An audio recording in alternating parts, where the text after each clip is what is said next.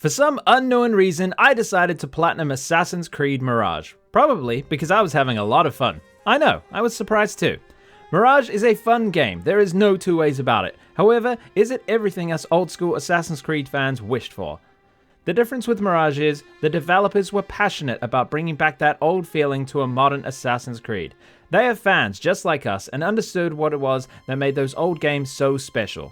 The fact that they managed to bring any of that back working within the framework of Valhalla is a huge accomplishment. Has this originally planned DLC turned standalone game really made something great, or is it simply another Ubisoft cash grab that doesn't respect its own history? Let's find out in my full review of Assassin's Creed Mirage. Before I get into it, I just want to let you guys know that this is mostly story spoiler free, but I will be talking a bit more in depth at a certain time. I will give you timestamps to skip around and chapters and things, so you don't have to listen to any of that. I will, however, be showing places in the game, loot, tools, skills that you may consider spoiler territory, so here's your warning. 9th century Baghdad is stunning. I don't think any sane person could call this world and setting ugly. The magnificent round city surrounded by giant walls and further encircled by more districts is a sight to behold. The intricate gardens on rooftops and palaces, or basically anywhere, add to the immersion, and honestly, I wanted to enter photo mode so many times while running around Baghdad, and that says a lot, because I'm not normally into any of that. Outside the districts is mostly empty desert with a few important places dotted here and there. This might be a bummer for some people, but deserts are empty, my friends. It's how they are in real life. I think this only adds to the immersion, much like I believe it did in Origins. Back into the city, however, it is expertly designed to facilitate parkour, which we will discuss further in my gameplay section of this review. Being in Baghdad feels like the old games again, a real-life city with people, animals, stalls, guards, just all going about their business. The crowds are dense and feel realistic for this time period. There are some simply stunning buildings and views in this gorgeous city, and on YouTube it just doesn't really quite show how incredible this city is. This feels like a city that assassins would exist within. Graphics wise, it's not the most perfect million pixels kind of textures, but I think that's all irrelevant. I may have said this before, but I think art direction is much more important than the newest, most high fidelity graphics. I mean, look at Elden Ring. It's nothing special from a fidelity standpoint, but its art direction is unbelievably on point. It looks like a painting, and it's simply beautiful. However, one area that has not been improved in this department is the faces. The facial animation that was very stiff in Valhalla is much the same here. I'll be honest, it doesn't bother me that much as it does for some people, but the unnatural gestures and facial animations do tend to take you out of the moment a bit. Before I move on to the time period, I want to quickly mention Alamut, the home of the assassins. It is, like Baghdad, stunning. However, you don't really get to see too much of it. You don't even get to go to the castle itself. I know it's under construction, but it would have been pretty cool to see it either way. So the setting is 9th century Baghdad, as we know, but what does that mean? It means Baghdad is a trading hub and a center of the world at this time. It's set before the events of Valhalla as we go on a journey with Basim from a street thief to master assassin. It's a cool time period to be a part of, and although I knew basically nothing about the history here, there is so much to learn from the game. The Codex has so much information to read up about if you're really curious and want to learn more, or it can be ignored completely. I started reading everything, but realized I was never going to make it to this review if I carried on. Either way, if history is what you love, there is a large amount of information to absorb and historical characters to meet. Setting and world-wise, I think this game really pulled it off. A+. Stealth has been basically ignored for the last two entries in the series, but the Mirage devs promised to focus on stealth and to make it a pillar of this new game. The honest truth is, they succeeded. Stealth is back, it works, and most importantly, it's extremely fun. There are so many ways to pull off your assassinations and remain undetected in almost every situation, and my god does this game have a power fantasy. Stealth is unbelievably powerful in Mirage and is the best way to play this game. Every mission is a stealth mission, except very small sections of the game, which have forced combat or at least forced detection, but it's very rare. This game understands the stealth-first approach this series used to embrace. You can sneak just about anywhere you please, and it feels rewarding, and honestly, you feel like a freaking badass. Crowd blending and environmental blending is back. You can move with crowds to remain unseen, sit on benches and eavesdrop, hide in haystacks and tall grass. It all works pretty flawlessly, especially with the 2-stage detection being back. It can be used very well to your advantage, getting a guard to come to your location if they fill up even a little bit of the yellow bar. And I know it seems a ridiculous thing to have to say, as it should be in every AC game, but every stealth takedown with the hidden blade is a one-shot kill. Except for the elite Shakira, I'm pretty sure I pronounced that wrong. Anyways, which come after you at full notoriety, which I actually don't mind. It's the one occasion you can't one-shot, and it would really trivialize them if you could. Plus, you can just run away if you need to and lower your notoriety. The tools in Mirage accentuate stealth gameplay even further. While many of them can be used in combat, they are all much better used from stealth. Throwing knives are the first tool you unlock and are pretty essential for getting through stealth encounters. Many guards are standing next to each other, and the lack of a double blade really makes it the only option for early double takedowns, or as it's sometimes called, a 1-2. Get close enough to have an assassination prompt on one of the guards, throw a knife at the other's head, which is a guaranteed one-shot, and then quickly assassinate the other. Perfect stealth gameplay design. The tools are unlocked through the bureau, but you must first spend skill points to open up another slot. They are then upgraded with materials you loot from the world, including leather, steel, and components. The tools can be upgraded in different ways, which can be switched at the bureau at any time. I like this feature a lot, as it can create different playstyles depending on the choices you make. For instance, the third tier for upgrading smoke bombs has 2 options. Mind Wipe, which makes enemies caught in the smoke forget they saw Basim, which is great for running away, or the other option is Flammable Smoke, which sets everything on fire it comes into contact with. Those are 2 very different abilities that can be chosen to fit your preferred playstyle. Speaking of smoke bombs, they are most definitely overpowered, but I honestly love it that way. They are by far the most useful tool in Basim's arsenal and make taking out large groups much easier, especially when they are upgraded and last a very long time. Other tools include the blow dart, which can be made lethal, traps and noisemakers, which are very helpful for routing enemies to where you want them, and are also very effective for taking out large groups, especially when combined with other tools and a certain ability. Okay, that was a lot of words to say stealth is absolutely brilliant in this game, and a very large amount of fun. Now, the Assassin's Focus ability has been under fire from some of the older fans, and I was skeptical before release, but using this ability does feel like Assassin's Creed, and I'll explain why.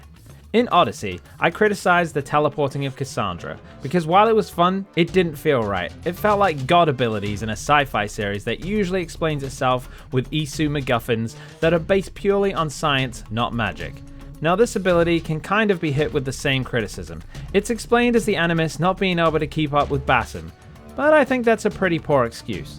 Gameplay wise, however, it really feels great and matches the style of the series. This is because you need to plan out how to use it, and it can be used in a variety of cool ways. It's the planning out and the executing that separates it from Odyssey. An assassin plans out meticulously and then carries out that plan, and this ability does that. You can't just use it anytime to wipe out a bunch of people.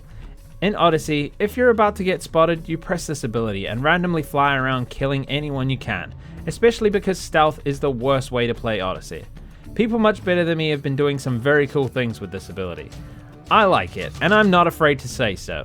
I'm sure there will be a few people who really hate this, and I'm not usually one who likes the Animus hack type abilities in this series, but you know, this one feels right.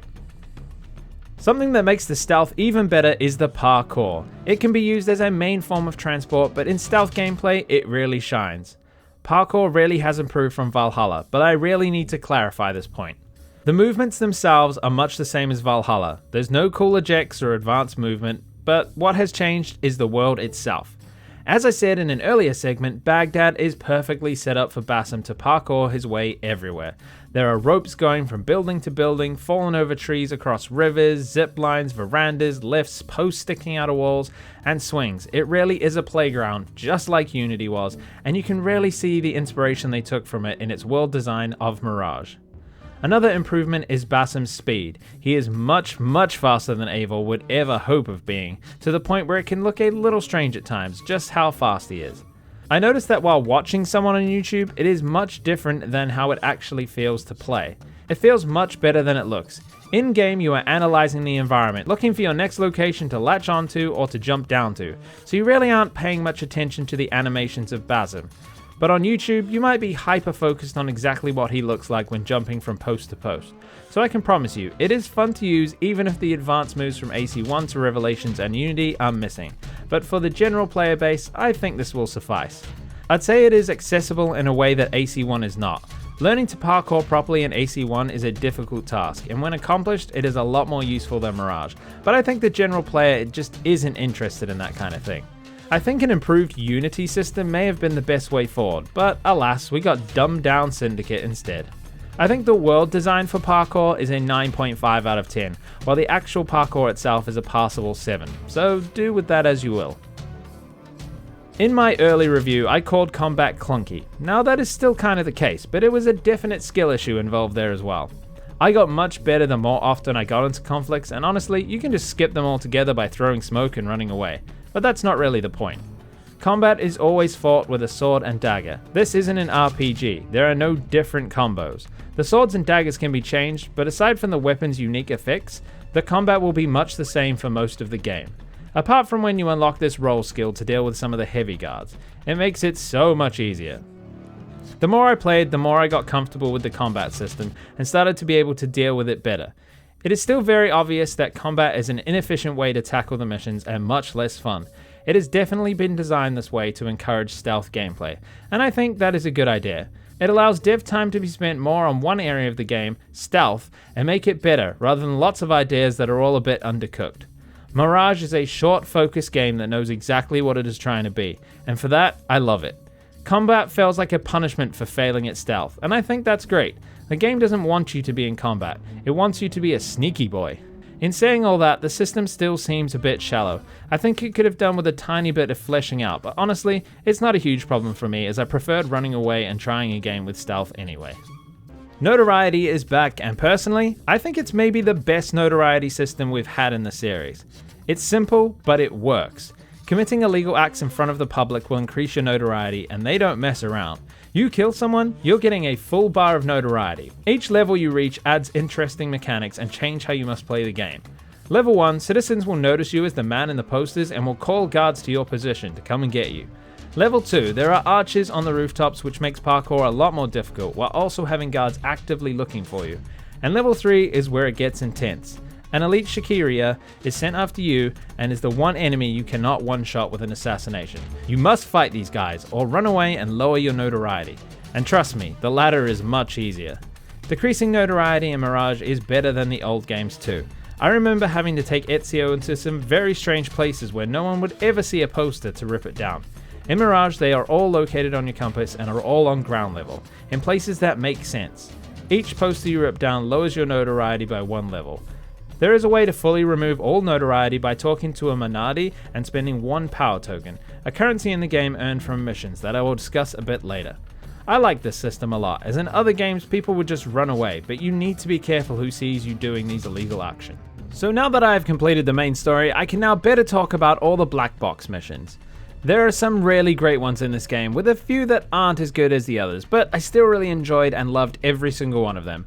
So how this game works is that it's all about investigating targets, finding who they are and where they are, and then we can eliminate them. The game forgoes the traditional mission menu for an investigation screen that ultimately serves the same purpose, but with a much better atmosphere, for lack of a better word. Finding a quest in a mission list in an RPG game feels very gamey. Having an investigation menu much better fits the theme and feeling this game is going for. It's one less immersion breaking barrier, while still in a pause menu serves the setting much better. In AC1, you research and investigate targets until you know enough about them to assassinate them, and this is much like that. Most main targets were black box missions, and you had to do many smaller normal missions to gain all the information needed to find out who the main target is. All the missions except for a couple were decent, and I really felt like I was living out the assassin fantasy, gathering information and then executing my target, and it felt fantastic. You often had to report back to the bureau, and once enough information was gathered, you were given a feather granting you permission to take out your target. Side missions were pretty decent too. I'm not normally a huge lover of side quests unless they are Witcher 3 level quality, but at least in Mirage they are not just copy-pasted nonsense. They all have small stories, and there is an even larger story that runs through them that you get to uncover. Overall, I enjoyed the side quests and the skill points and tokens gained from them, and it gave me a reason to do them, unlike in other games where you would just be rewarded with XP, which just feels a little bit pointless.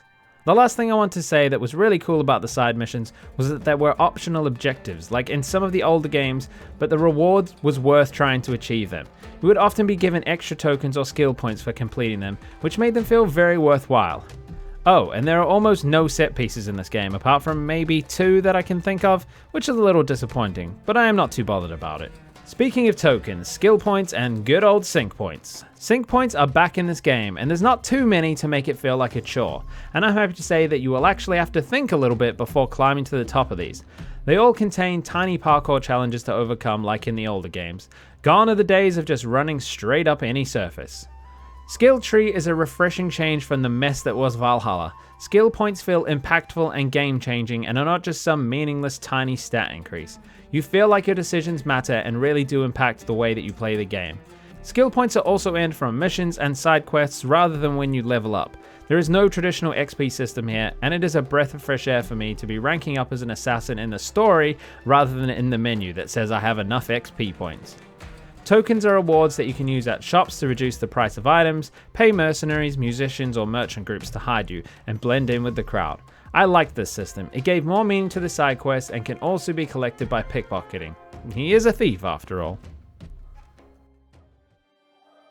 Okay, so I'm going to talk a little bit about the story here, and this part is spoiler free. I will tell you when it's going to get more in depth and spoilery. The assassin fantasy is back, and you actually play as an assassin. I know! Order of the Ancients is here too and are in control of Baghdad. Classic Assassin's Creed, right? And I love it. The game contains assassin traditions and ceremonies. We have to get a feather and permission before taking out our target. We exist within the Order, and it really is great to be a part of.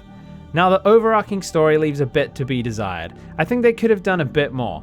I don't know, it just feels like it's missing something. The X factor is just not here in this story. The devs said there would be no DLC, but I really wish they would go back on that, because I feel like there's still a lot more to explore with Basim's character. There is almost no modern day in this game, bar a very short cutscene at the beginning of the game, kind of explaining why we are seeing Basim's life.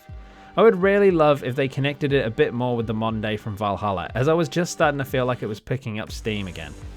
Either way, the story is good enough for me, as it felt like being back in an assassin's world.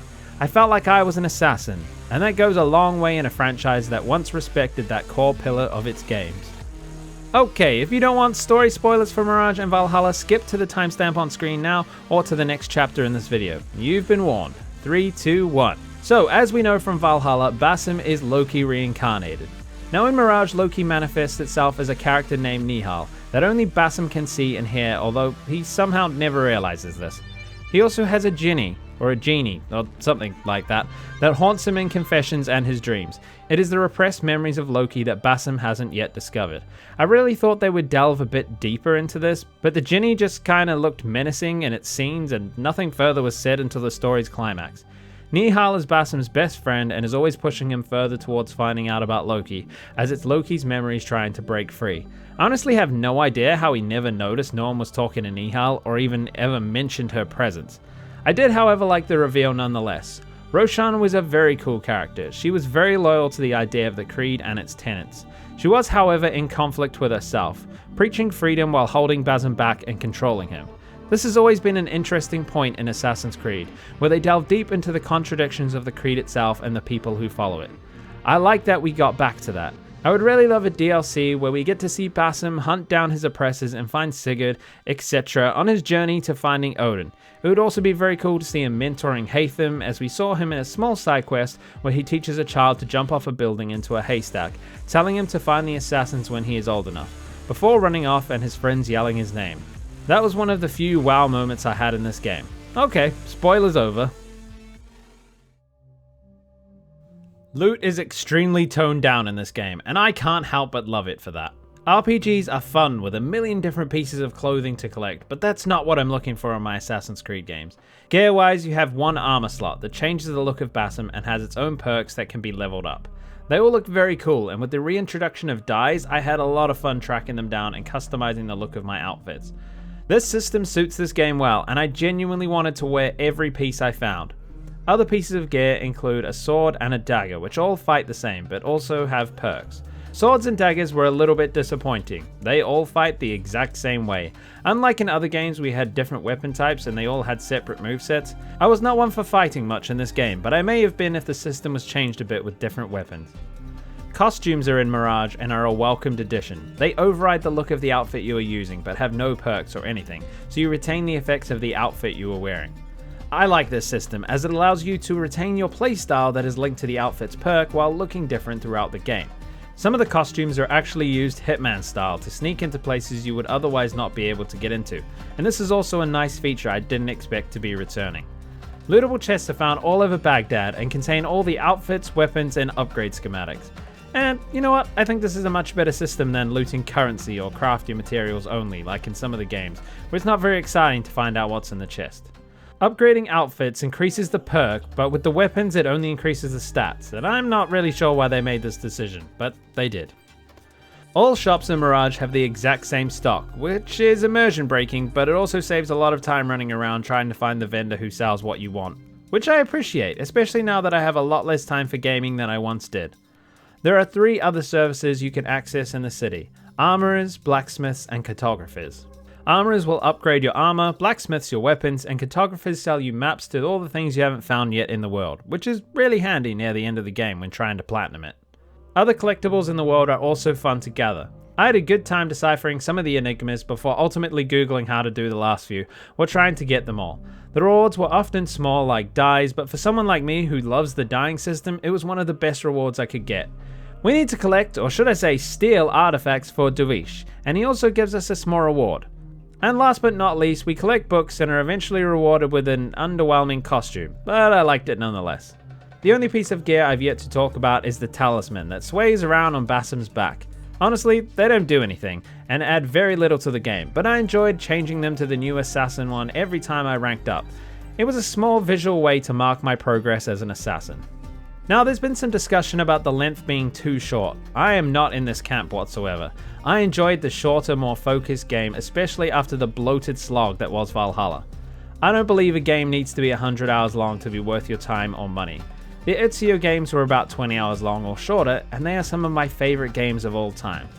Mirage was also priced much lower than the average AAA game these days, and I have to applaud Ubisoft for once. I can't complain all the time when they do crappy monetization things and then not congratulate them when they do the right thing. The new Spider-Man 2 is about 16 hours long, and that's full price, so the length is not a problem at all. Microtransactions. There are very few in this game, and are purely cosmetic, and I appreciate that a lot. Although I still despise them, I think this is the only acceptable way to do microtransactions. The game hasn't been designed to bore you into purchasing XP boosts or time savers of any kind, and honestly, it shows the quality of the game. Another common complaint I've heard have been all about having one city or a smaller map. I would take this smaller, intense, lived-in, alive city any day over the gigantic, empty maps of the previous few AC games. Assassin's Creed should be a city game, and it should stay that way. Please, Ubisoft, I'm begging you. The developers of AC Mirage just get it. While it's not perfect, the game has so much heart and life in it that it just filled me with joy. Getting to play this series and it actually feeling like the franchise I used to know and love. Where Valhalla was bloated and unrefined, Mirage is streamlined and precise. Where Odyssey was wild and unruly, Mirage is focused and disciplined. Where Origin strayed from the path, Mirage jumped straight back onto it. I love this game. It did the best it could with the tools it was given and is going in the right direction in terms of tone, gameplay, and story. I think had the story been a bit better, this could have been in my top 5 Assassin's Creed games. That said, I still enjoyed every minute of this game as I leaped from building to building, stalking my prey, using everything in my assassin's toolbox, and assassinating in style. I felt like an assassin again, and that's all anyone can ask, really. Thank you to my patron Alex Applegate for your continued support. If anyone else would like to join the Patreon, that is in the description. I am sorry this one took a while to come out. I had to platinum the game, then my entire household got sick for 2 weeks halfway through writing the script, and it's been non-stop with birthdays and extra work hours, and I just haven't had a moment. So for that, I am sorry. I hope you enjoyed it either way. If you're new here, why not consider subscribing for more Assassin's Creed and just general gaming content? Smash that like button, click on one of the videos on screen for more, and thanks once again for watching. Sticks out.